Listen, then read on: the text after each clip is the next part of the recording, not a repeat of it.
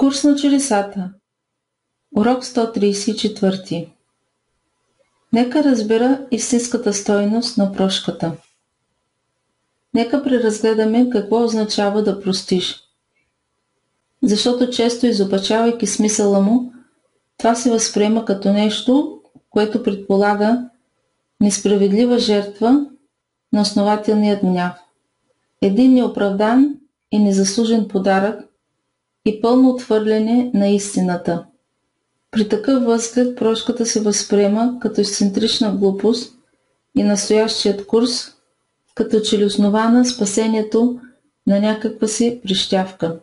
Този изопачен възглед върху смисъла на прошката е лесно да се коригира, когато се приеме фактът, че не е необходима прошка за нещо, което е истинно. Тя трябва да се ограничи до неистинното.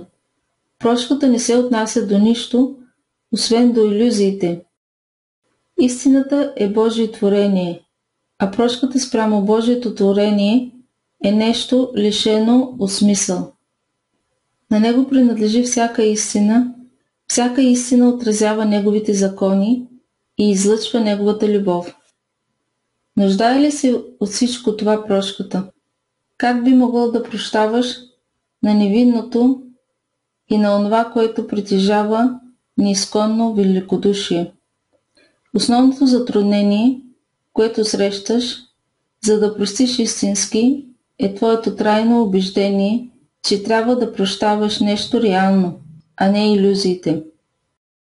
Ти възприемаш прошката като непразен опит да погледнеш отвъд онова, което е да пренебрегнеш истината в неоснователното усилие да заблудиш самия себе си, като превърнеш в истина една илюзия. Тази изопачена гледна точка само отразява влиянието, което все още има представата за грях върху твоето съзнание в отношението към себе си. Мислейки, че греховете ти са реални, ти гледаш на прошката като на заблуда, защото не е възможно да смяташ греха за истина и да не вярваш, че прошката е лъжа. Така прошката в действителност е грях, като всички останали. Чрез прошката се заявява, че истината е лъжа и човек се усмихва на покварените. Всяка са невинна тревица, чисти като сняг. Прошката е заблуда, защото чрез нея човек не може да постигне онова, което се надява. Чрез нея човек възприема като прави онези, които чисто и просто грешат.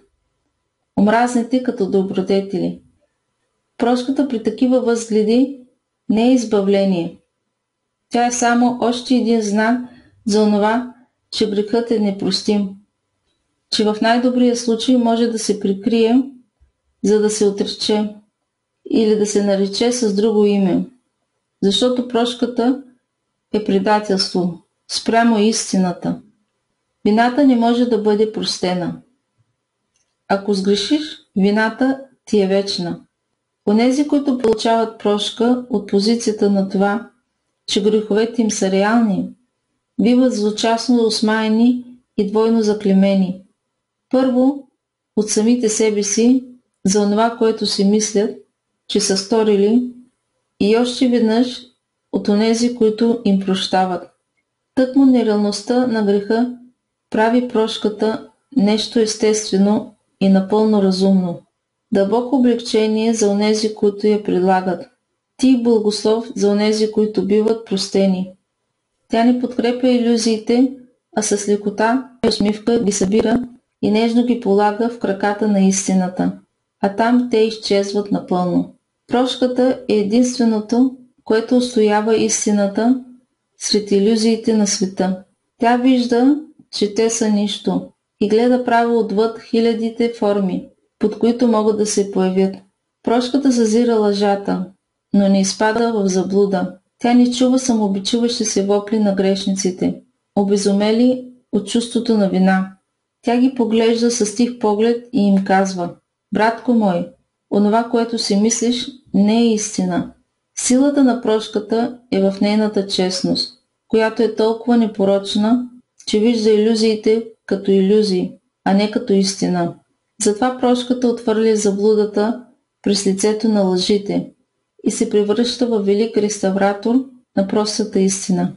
Благодарение на способността да не вижда онова, което го няма, прошката открива пътя на истината, който е блокиран от сънищата за вина. Сега си свободен да последваш пътя, който собствената ти прошка ти открива. Защото ако дори един брат е получил този дар от теб, вратата за теб самия е отворена. Съществува съвсем прост начин да откриеш вратата към истинската прошка и да видиш, че тя е широко и гостоприемно отворена.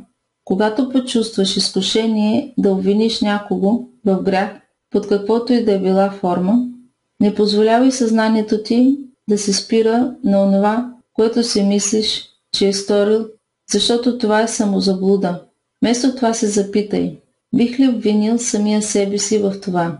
Така ще съзреш алтернативи за избор, които правят осмислен изборът и поддържат съзнанието ти така свободно от вината и болката, като сам Бог е поискал да бъде и каквото е в действителност. Само лъжите са тези, които осъждат. Действителност, невинността е единственото, което съществува. Прошката стои между илюзиите и истината, между светът, който виждаш, и онзи, който е отвъд него, между два ада, на чувството на вина и вратата на небето. Отвъд този мост, могъщ като любовта, която е положила над него своето благословение, всички сънища на злото, на омразата и агресията безмълвно биват положени пред истината. Тук те не се пазят, така че да набъбват и да се разбеснеят, дъхвайки ужас на глупавият сънуваш, който вярва в тях. Той нежно бива пробуден от своя сън, разбирайки, че това, което му се е струвало, че вижда, никога не е съществувало. И вече няма чувството, че е лишен от възможността да се избави. Не му се налага да се бори за своето спасение. Не му се налага да убива драконите, които си е въобразявал, че го преследват. Не е необходимо да издига тежки каменни стени и железни врати, които е мислил, че ще осигурят неговата безопасност. Той може да отстрани тежките и ненужни бойни доспехи, създадени за да прикуват неговото съзнание към страха и нещастието. Стъпките му са леки и когато вдигне крак, за да направи крачка напред, една звезда остава зад гърба му, за да посочват пътят на онези, които ще го последват. Прошката трябва да се практикува, защото светът не може да възприеме нейният смисъл, нито да ти даде водител, който да те научи на ползата от нея.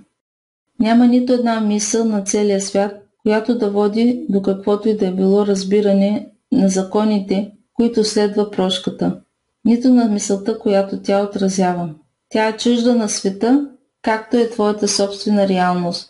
И все пак тя свързва своето съзнание с вътрешната ти реалност. Днес практикуваме истинската прошка, за да не бъде отлагано повече времето на единение, защото ще се свържем с нашата реалност в мир и свобода. Практиката ни се превръща в стъпала, които светяват пътя на всички братя, готови да ни последват към реалността, която споделяме с тях. За да се осъществи това, нека да отделим половин час, 2 пъти днес и да прекараме с водача, който разбира смисъла на прошката и ни е изпратен, за да ни научи на нея. Да го помолим. Нека да възприемам прошката такава каквато е. После избери един свой брат под негово ръководство и систематизирай греховете му, така както ти минават през ум един подир друг. В никакъв случай не се спирай на никой от тях, но осъзнай, че използваш неговите обиди само за да спасиш света от всякакви представи за грях.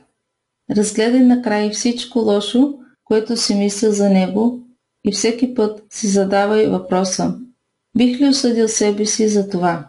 Освободи го от всички свои мисли за неговите грехове. Сега си готов да бъдеш свободен. Ако си практикувал до тук с искрена воля, ще се почувстваш възвишен, тежестта от сърцето ти ще се вдигне, ще изпиташ дълбоко и сигурно чувство на облегчение. Остатъкът от времето трябва да бъде посветен на това, да изпиташ освобождението от всякакви тежки вериги, които си се опитал да наложиш на своя брат, но всъщност си наложил на себе си. Прошката трябва да се прилага през целия ден, защото в много случаи ти все още забравяш нейния смисъл и си агресивен към себе си. Когато се случи това, нека съзнанието ти проникне отвъд тази илюзия, като си кажеш: нека да разбера прошката такава каквато е. Бих ли обвинил себе си, ако извърша това?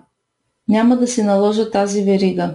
Във всичко си спомни следното: никой не бива разпънат сам и също така никой не може сам да постигне небесното царство.